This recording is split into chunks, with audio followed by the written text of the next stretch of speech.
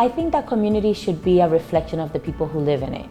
And I think that Miami has gone through many transformations, and the people that are living in these communities now are the people that have created these microeconomies or these communities that today exist, the amazing little neighborhoods in Miami. I think that's what makes Miami unique. And when we destroy that, we destroy our main source of income, which is tourism. So I feel that preserving these communities, making sure that the people that build these communities are able to remain in their community is very important. We focus on three main things. The first thing is placemaking.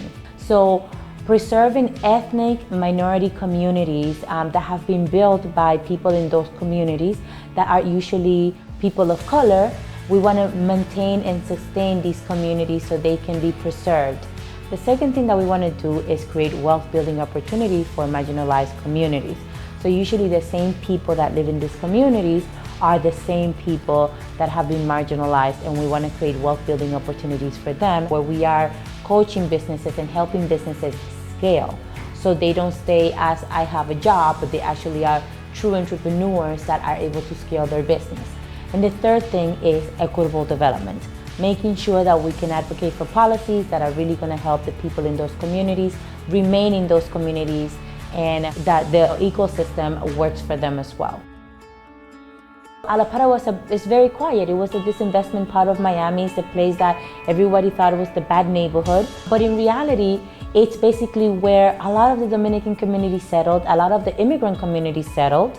From Cubans to Nicaraguans to Dominicans to Hondurans to Haitians, many people have settled in Allapattah. It's been like a starting point community, and this area has been built up by immigrants. It's been built up by small businesses. It's been built up by mom and pop and by small community, and they've created something beautiful. We created this because we saw that the rent of these small businesses was going up, and that they were being displaced. We saw buildings being demolished and businesses being eradicated.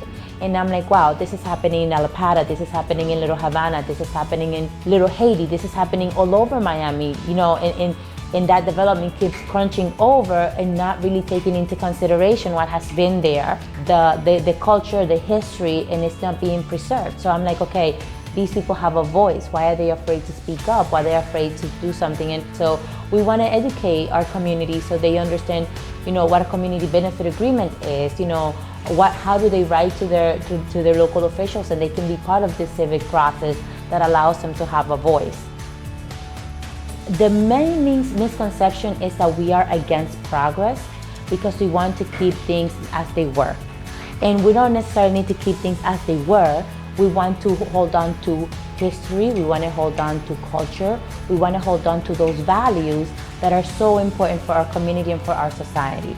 We're not against development, for example, but we do want that development to be sustainable and to be responsible and to be equitable.